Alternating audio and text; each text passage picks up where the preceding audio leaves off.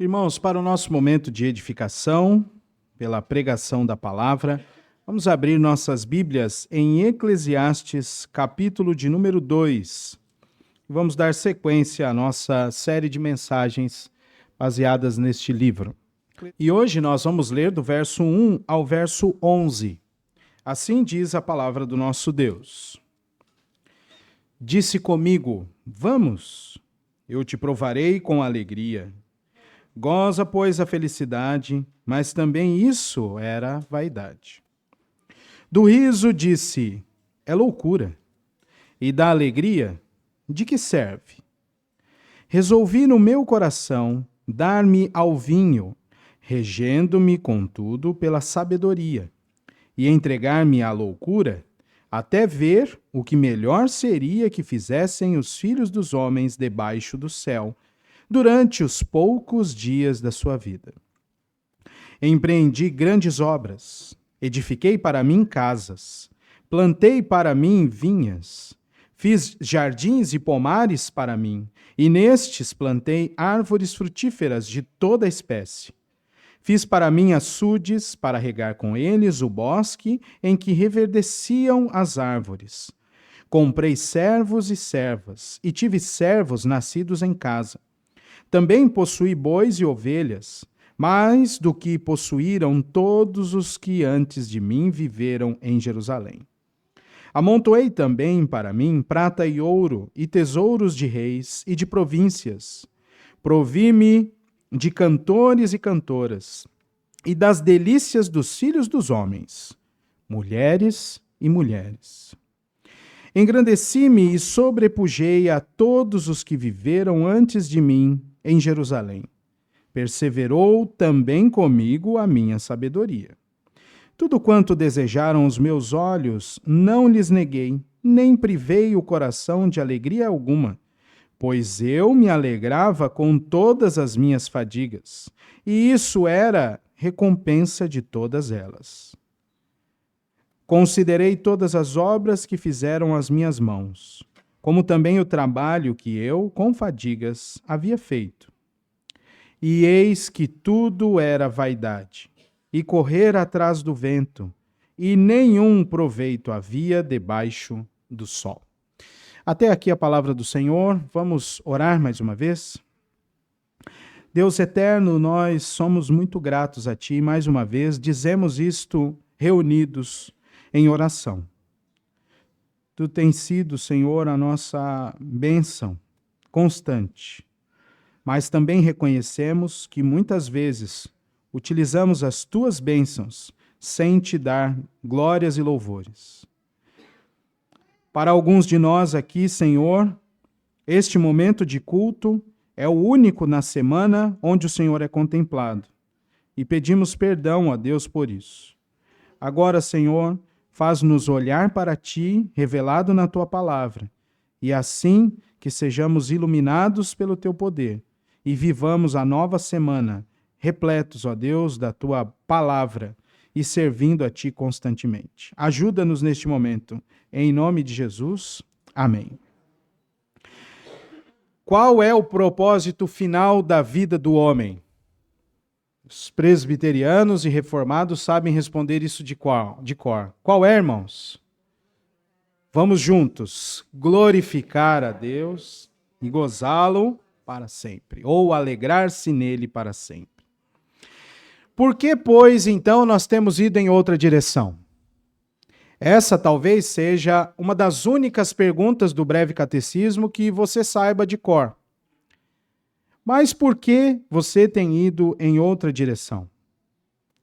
Às vezes, a vida é tão difícil que parece que só mesmo uma festa pode melhorar a situação. Em outras ocasiões, os próprios feitos são utilizados como remédio para antigas atitudes que trouxeram sofrimento. Como alguém que se frustrou, mas alcança a redenção no esporte. Esse é só um exemplo. Outras tantas vezes, a vida sem limites é a retribuição para aqueles que experimentaram sofrimento numa realidade de atendimento a regras. Sofreu por estar debaixo da regra e depois quer se libertar disso. vida sem limites. Alguns lemas são tão impactantes e ao mesmo tempo fúteis, como por exemplo, a vida é o meu vício. Assim, vemos pessoas utilizando as mesmas ferramentas que trouxeram sofrimento como seu remédio. No entanto, guiando-se para a mesma direção na qual estavam anteriormente. Qual é o propósito final da vida?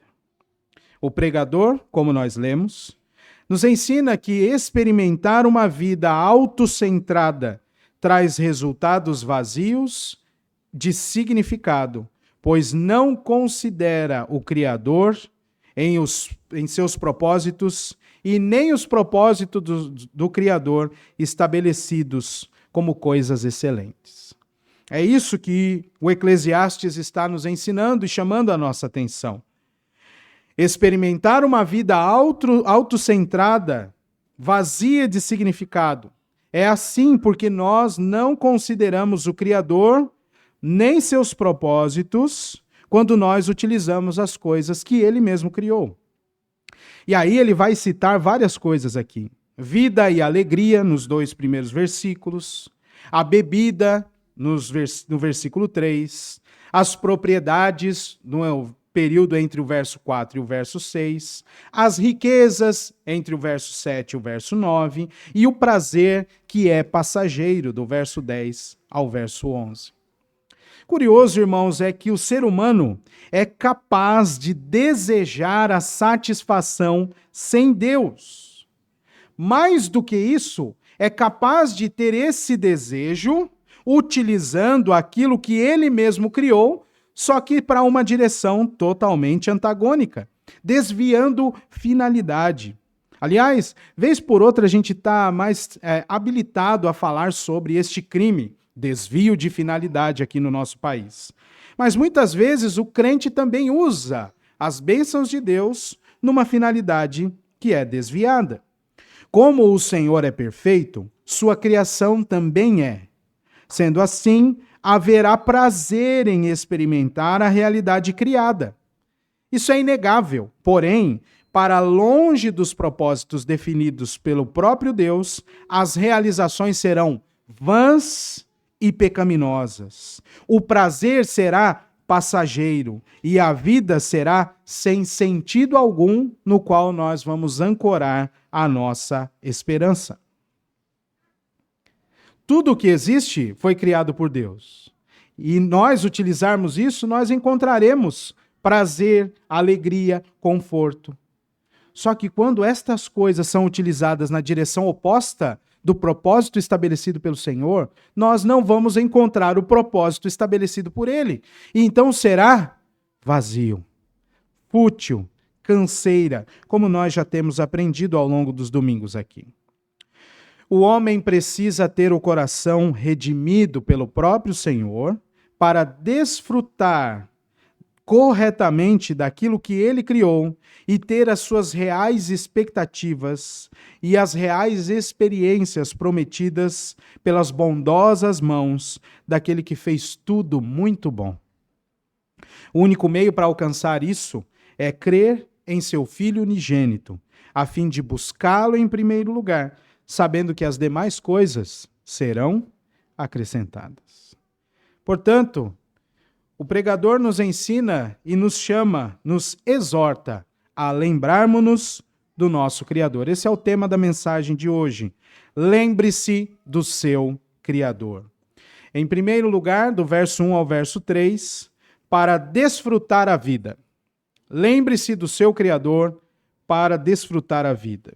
Depois, do verso 4 ao verso 9, para realizar os planos. E, por fim, lembre-se do seu Criador, do verso 10 ao verso 11, pois ele é a única fonte de contentamento. Lembre-se do seu Criador. A experiência humana é frustrante à parte de Deus. Então, nós precisamos reaprender a desfrutá-la, lembrando-se do seu Criador, daquele que criou todas as coisas e também que nos criou. Então, lembre-se dele para desfrutar a vida. Acompanhe comigo o texto que está diante de você, você já leu, já reparou algumas coisas interessantes na continuidade do discurso do pregador. Salomão segue com a sua pregação ensinando sobre as verificações que ele mesmo fez na realidade criada. Fato que nós observamos no verso 12 do capítulo 1, dá uma olhadinha lá, que é onde ele inicia o seu discurso. Eu, o pregador, venho sendo rei em Israel, de Israel em Jerusalém.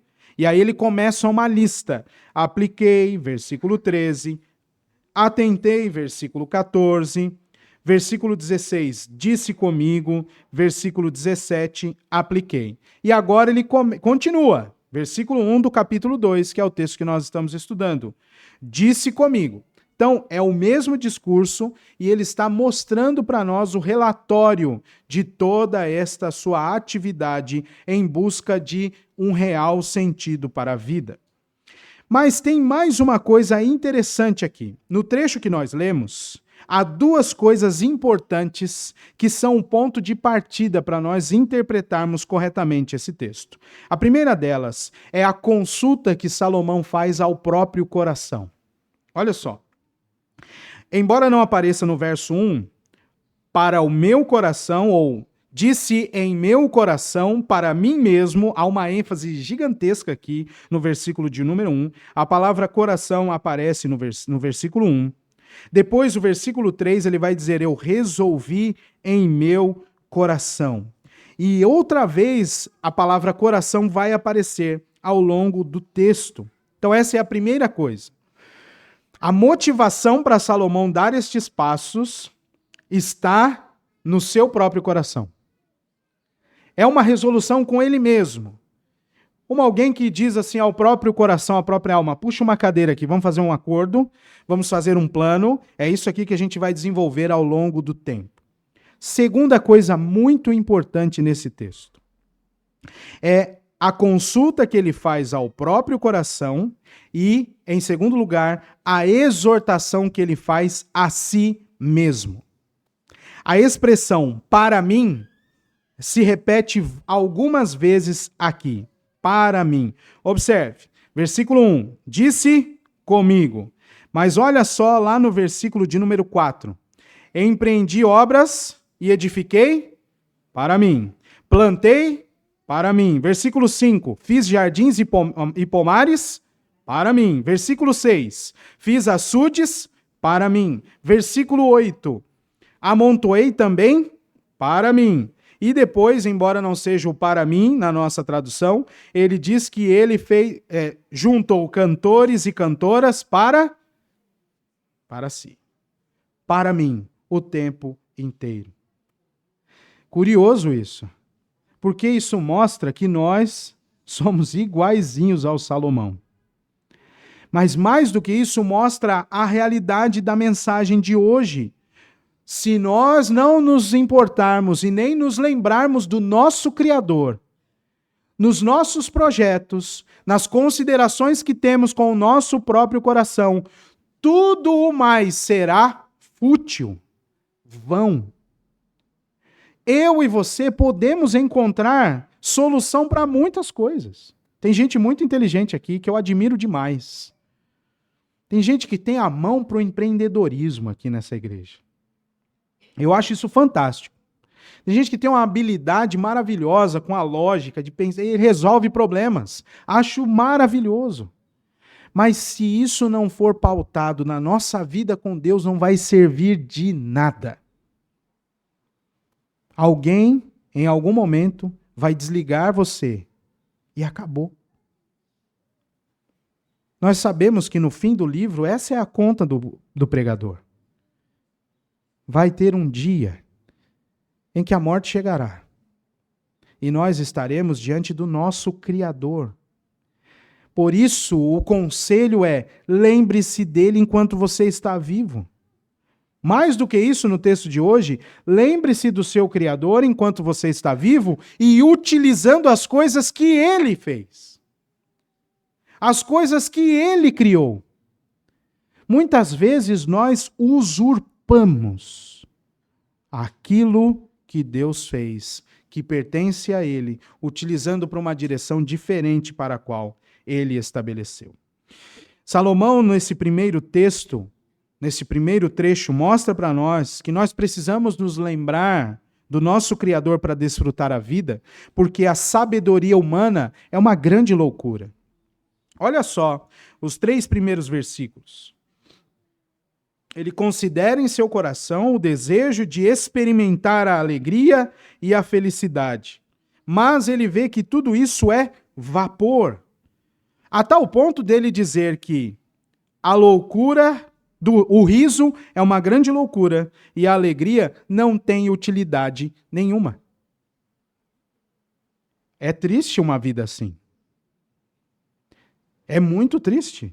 Mas é a consideração que ele chegou, porque a sabedoria humana se torna uma grande loucura. Só que ele faz um apontamento interessante aqui. Versículo de número 3. Ele vai dizer que ele também se entregou ao vinho. Atraiu o vinho para o corpo, seria uma tradução mais literal. E aqui, embora não apareça para nós, esta resolução também está no seu próprio coração. E em meu coração, diz ele, regendo-me contudo pela sabedoria. Há 2 pontos de vista aqui, e os 2 não vão alterar o sentido deste texto. Talvez vão trazer um peso maior ou um peso menor. Mas há quem diga que aqui Salomão foi mesmo para a bebedeira. Outros dizem que não. Ele, regendo-se por sabedoria, experimentou esta vida dada ao vinho de forma, como é que o pessoal fala mesmo? Socialmente. Com um certo limite de observação. Para que ele também não perdesse todo o seu controle, a ponto de fazer a investigação que ele quer. Olha só como o texto dá as 2 direções para nós, sem problema, sem perverter o sentido do texto. Ele regeu-se pela sabedoria e entregou-se à loucura até ver o que melhor seria que fizessem os filhos dos homens debaixo do sol.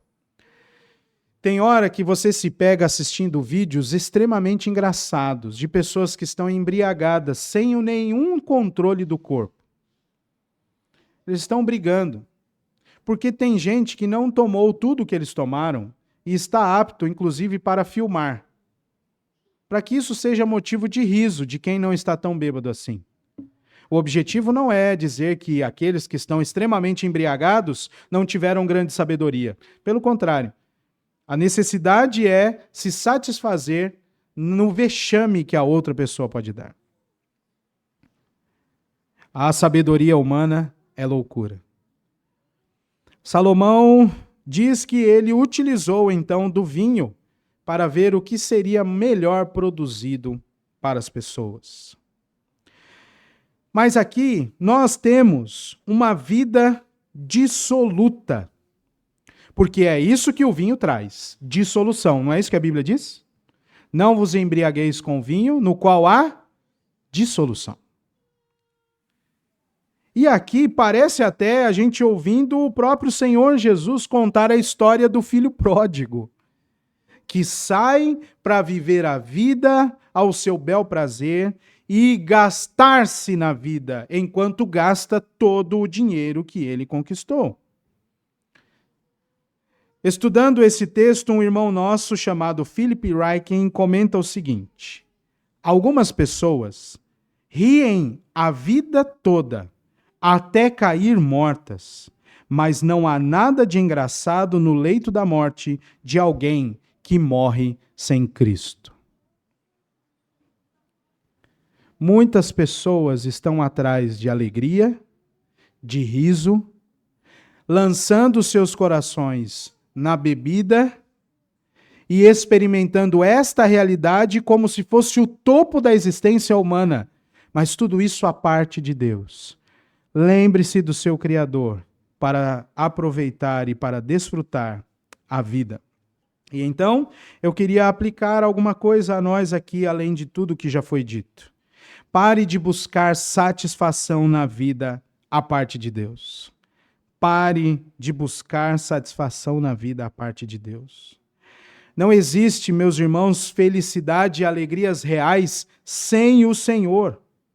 Salomão demonstra em seu projeto hedonista de prazer próprio que a alegria é vã e sem propósito quando nós entendemos que ela pode ser desfrutada sem considerar o Criador. E que não há sabedoria humana que consiga reverter essa realidade. Não tem gente inteligente que consiga reverter isso. A parte de Deus, a vida é uma loucura. Tudo será descartável e passageiro. Você pode aproveitar horas diante da TV. Horas diante da TV. Só um minutinho que ele bateu a cabeça, tá bom? Só para você não ficar em dúvida, ele bateu a cabeça. Pronto, resolvido. Vamos lá?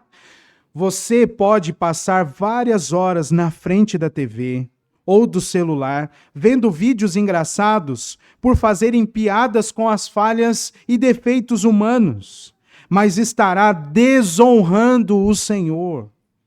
Você pode sair e entrar de festas, ou até mesmo esvaziar algumas garrafas de bebida alcoólica sem conseguir um efeito duradouro, ou até mesmo uma lembrança duradoura.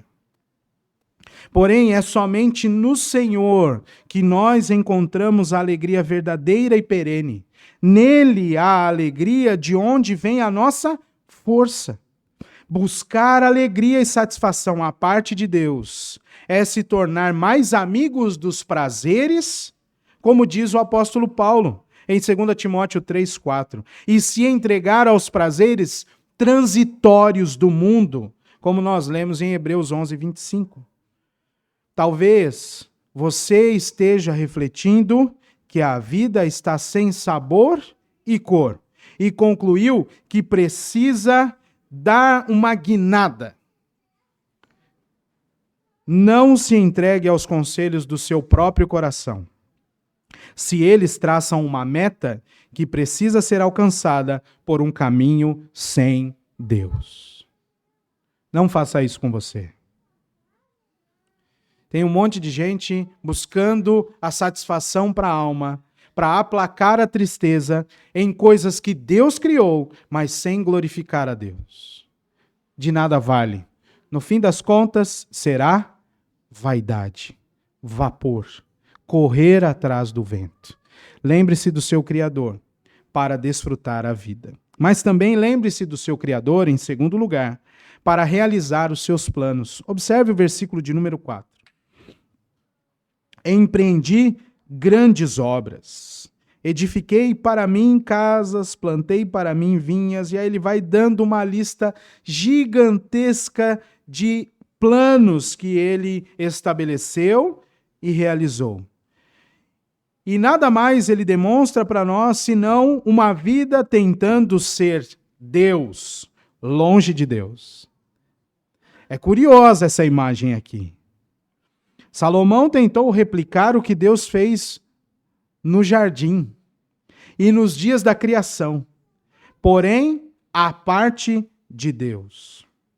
Como diz um outro comentarista, vai falar o seguinte: ele cria um pequeno mundo dentro do mundo, multiforme, harmonioso, exótico, um jardim do Éden secular, cheio de prazeres civilizados e incivilizados, porém, sem frutas proibidas.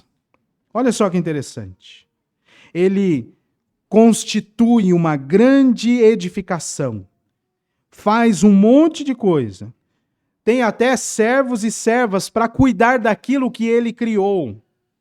Amontoou para si riquezas, prata, ouro, também tinha música para ele, dos melhores cantores. E ainda ele foi a um degrau abaixo.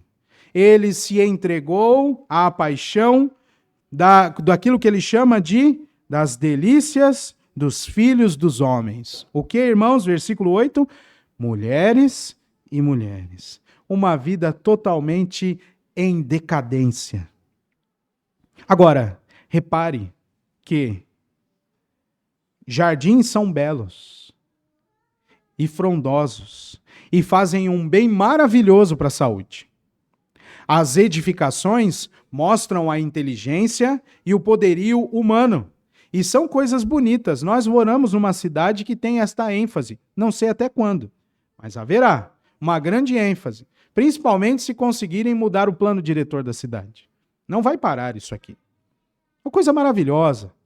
Essa ponte mesmo aqui no final da Martin Luther é uma coisa impressionante.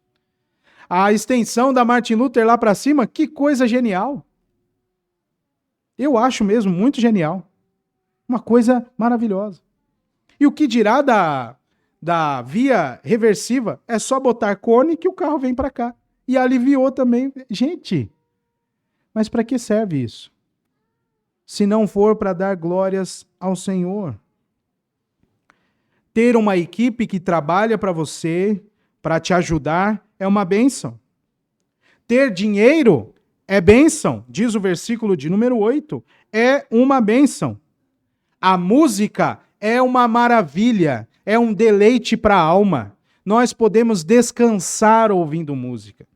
E a ciência para isso, para dizer que inclusive você pode se concentrar ouvindo música. É uma bênção.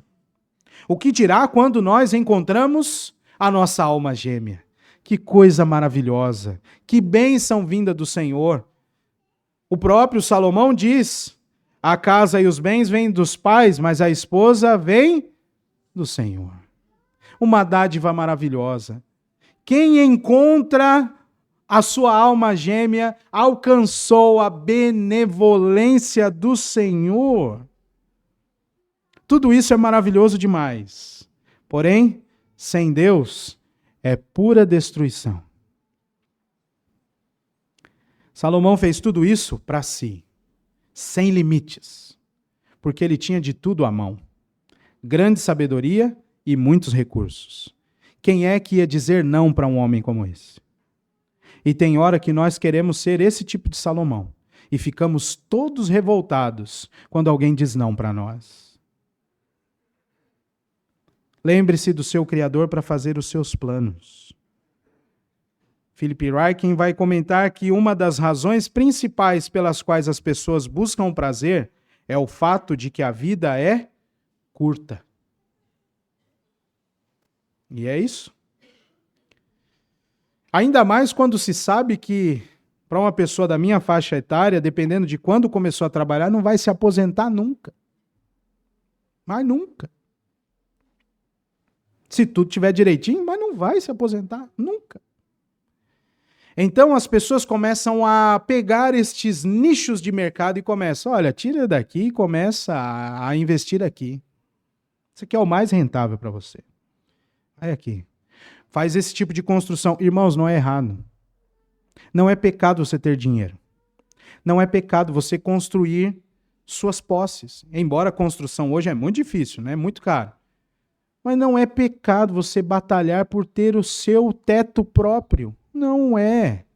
Não é pecado ter 2, 3 tetos próprios. Se isso glorificar o nome de Deus. Agora, se este for o seu alvo de vida, e a cada conquista que você tem, você se sente redimido por aquele pedaço de cimento e aquele pedaço de ferro, você está vivendo a vida à parte de Deus, e isso é loucura. Isso é loucura. Infelizmente, alguns crentes agem como se fossem vencer Deus pelo cansaço. Os ímpios vivem como rebelados mesmo, mas alguns crentes tentam vencer Deus pelo cansaço, como um filho que faz pirraça a todo tempo. Está vivendo totalmente desregrado, mas diz, não, Deus está abençoando. Olha que bênção que eu recebi agora. Então, vamos descer a mais detalhes de uma aplicação para nós neste ponto. A primeira delas é, pare de buscar satisfação na vida à parte de Deus. E a segunda, pare de buscar realização na vida a parte de Deus. Lembre-se que o empreendimento de Salomão é para si mesmo, para longe de Deus. Assim estão aqueles que decidiram conquistar a vida com a própria força e se rebelaram contra Deus, pois entenderam que a porção que o Criador lhes concedeu é insuficiente. Assim estão aqueles que decidiram conquistar a vida, mas não conquistaram nada. Se você está nesse caminho e ouvindo a voz do Senhor agora, volte. Volte para o Senhor, que é rico em perdoar, e se torna galardoador daqueles que o buscam com fé. Lembre-se do conselho do Senhor Jesus, quando ele diz que não adianta nada ganhar o mundo inteiro e perder a alma. Ter propriedades e até mesmo planejar um fim de dias bem equipado constitui-se pecado quando estas coisas são buscadas à parte do doador de todas elas. Você não pode esquecer desta conta. Para adquirir é preciso dinheiro. Para ter dinheiro é preciso produzir. E para produzir é preciso ter tempo. Assim, o homem usa mal o seu tempo, produz para o seu próprio prazer, usa o dinheiro como se fosse sua propriedade e adquire coisas para prestar culto a elas. Que tristeza! Que grande loucura! Mas é isso que está acontecendo. Não tem tanta gente morando em Balneário para encher todos os apartamentos que são construídos. Não tem. Na nossa região não tem. E o menor troféu já é comemorado. O metro mais caro do Brasil. Ou o metro quadrado. Que dirá os outros troféus? De novo, isso aqui não é uma mensagem para você abandonar tudo e fazer voto de pobreza. Não é. A mensagem é para te exortar a olhar para o autor e consumador da sua fé, que é o dono do ouro e da prata, que é o dono da alegria plena e que pode dar tudo isso a você e fazer você desfrutar da vida olhando sempre para ele. Assim, no fim das contas, você não terá uma fumaça e tentará pegá-la. Pelo contrário, você olhará para Cristo e receberá dele a coroa da vida. Lembre-se do seu Criador para realizar os seus planos. Se você é chefe ou prestador de serviços, quantas vezes você cobrou um preço desproporcional, pensando só no lucro? Mas considere outras coisas. Quanto tempo foi dedicado em uma leitura da palavra e oração nesta última semana? Nós conversamos sobre isso em casa essa semana. E é uma pedrinha no sapato entrar que desregula todo o passo.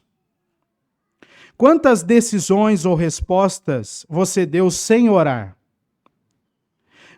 Quantas foram as vezes e quantos são os meses que você não dá o dízimo no culto?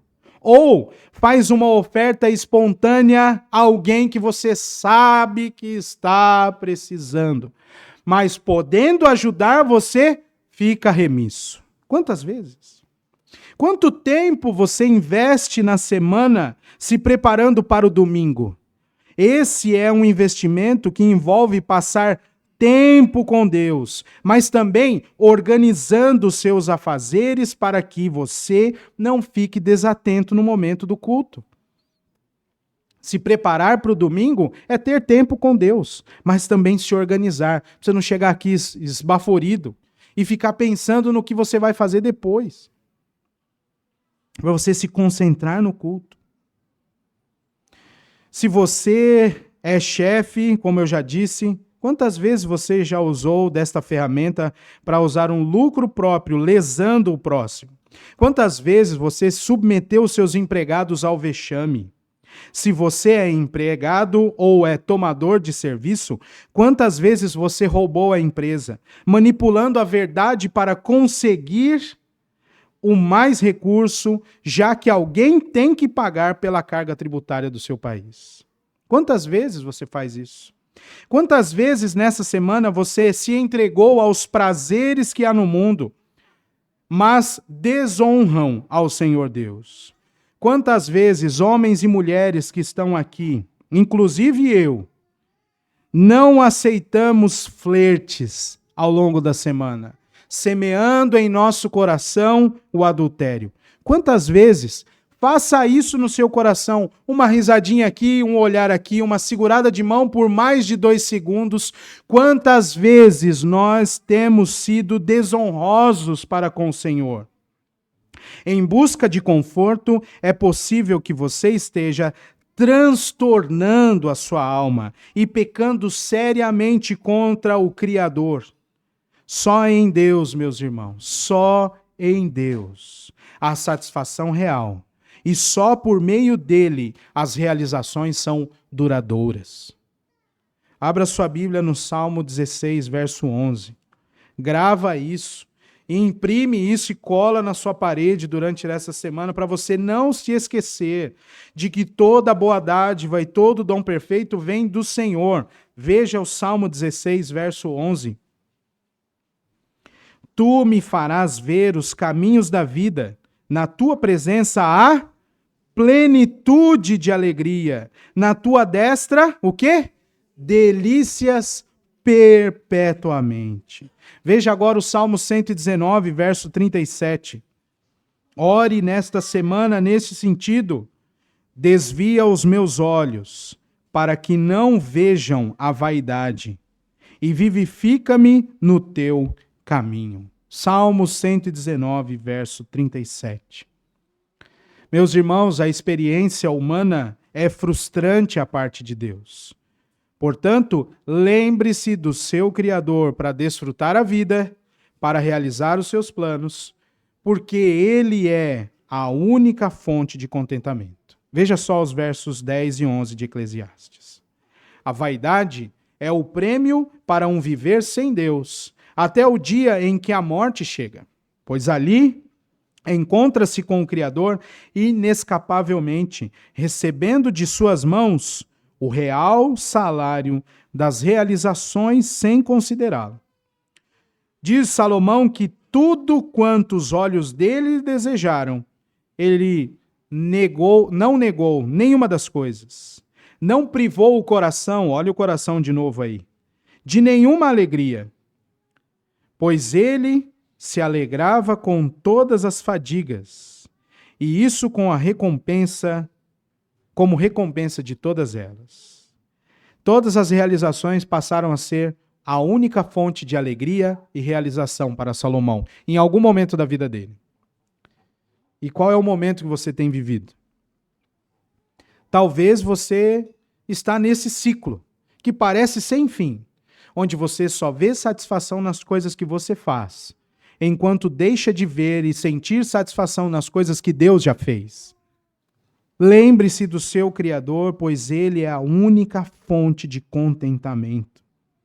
O versículo 11 termina dizendo que, depois de considerar todas as obras e todo o trabalho e estar cansado, Salomão repara que tudo era vapor, correr atrás do vento e sem proveito algum debaixo do sol.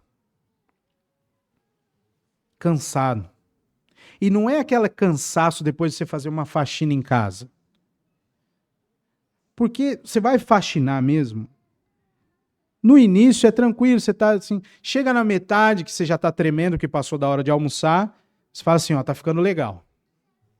Vamos lá, vamos mais um pouco. Quando está terminando, se você está lavando alguma coisa externa, está com a VAP, o braço já não está mais conseguindo segurar a VAP. Mas você está terminando. É por isso que você vê, às vezes, na rua, alguns desenhos estranhos. É que ali a pessoa já não tem mais força. Ela já está indo no automático. E aí você senta cansado, mas sente o cheiro da limpeza, começa a ver de novo as coisas no seu devido lugar. Que contentamento há em fazer uma faxina? Embora a gente não goste muito, mas há um contentamento. É ou não é?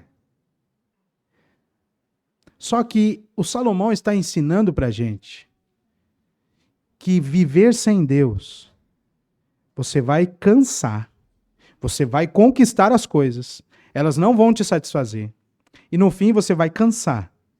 E pior ainda, você não vai estar satisfeito. E vai ter pecado contra o Senhor. Porque usou as coisas que ele fez para o louvor próprio, para a satisfação do próprio coração. Meus irmãos, nós precisamos nos lembrar do nosso Criador. E vamos aplicar alguma coisa aqui também. Então, pare de buscar satisfação na vida à parte de Deus. Pare de buscar realização na vida à parte de Deus. E, por fim, recomece a dedicar sua vida a Deus. Recomeça. Dedica a sua vida ao Senhor. É a hora de recomeçar. Para e recomeça. Recomece a dedicar a sua vida a Deus.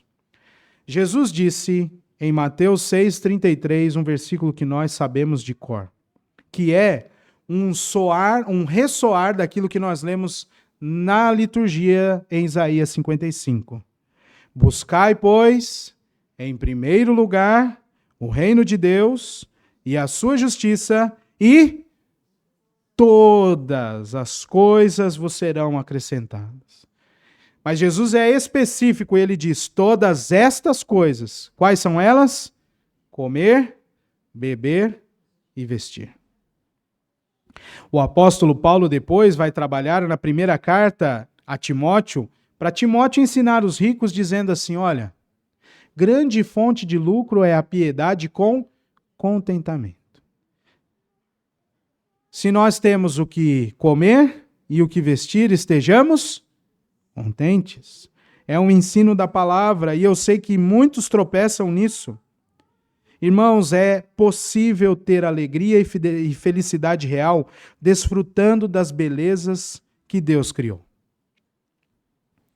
Você pode ir à praia e contemplar a praia. E ver o pessoal jogando coisas lá, jogando. Não jogando lixo, mas brincando, se divertindo. Não é pecado.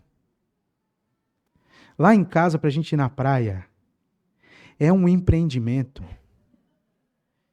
que de lembrar me dá gatilho. Vocês não têm ideia. Quantas vezes eu já reclamei da extensão da faixa de areia dessa praia? Porque parece que a água não chega nunca. Quando se tem um carrinho, uma criança, um cooler, um menino que até a cirurgia não conseguia andar de chinelo, agora ele consegue, é uma benção. Agora ele vai que vai em esqui. Mas é um negócio. Mas como é bom ter aquele refresco da água. Ver a família sentada ao redor ali, seja numa esteira, na cadeira. Que beleza ver a alegria das crianças curtindo. Que bom é ter um tempo dissociado de todas as outras atividades, ainda que seja algumas horas, para contemplar a criação do Senhor. Como é bom, depois de pegar um sol, entrar na água que vai refrescar. Depois tem que voltar para casa. Mas é bom, porque depois você tem que pegar a criança, o carrinho, o cooler. Mas é bom. É um deleite e não há pecado nisso. Não há pecado você desejar ter dinheiro e trabalhar justamente para isso. Não há pecado em você construir coisas, em desejar, num longo prazo, ter um sítio, uma casa na praia, embora você more na praia, mas tem gente que gosta de casa de praia. É um ambiente diferente mesmo. Não tem problema. Não tem problema e nem pecado se você estiver honrando e tributando honra e louvores àquele que te deu estas coisas. Não é pecado você se divertir. Não é pecado. Não é pecado rir. Você pode rir, dar gargalhadas, se alegrar com tudo que existe. Não é pecado. Se você estiver honrando o Senhor e sabendo que Ele é a fonte da sua alegria. Não é pecado desejar viver o resto da vida com o seu cônjuge. Ainda que você não saiba quem é. Não é pecado. Não é pecado se casar. Não é pecado amar alguém. Dentro dos limites estabelecidos pelo Senhor. Porque Deus disse um dia que não era bom viver sozinho.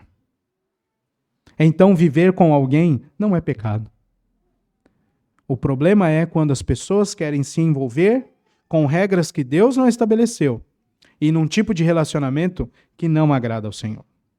Isso é pecado. Deus é a única fonte de satisfação para nós. Nós não podemos nos esquecer disso.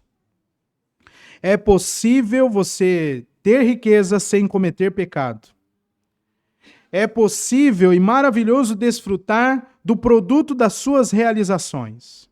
No entanto, só é possível, e eu vou enfatizar isso mais uma vez, quando nós consideramos que tudo vem das mãos do Senhor, porque tudo que nós somos e tudo que nós temos vem das bondosas mãos daquele que nos criou, que nos redime, que nos sustenta e que faz com que os recursos dele se renovem a cada manhã sobre nós.